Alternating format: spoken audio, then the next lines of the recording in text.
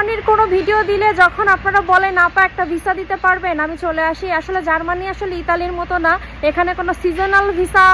সুযোগ নেই যে অল্প কিছুদিন চাকরির জন্য বা কাজের জন্য আপনাদেরকে ভিসা দিয়ে লোক মারফত বিভিন্ন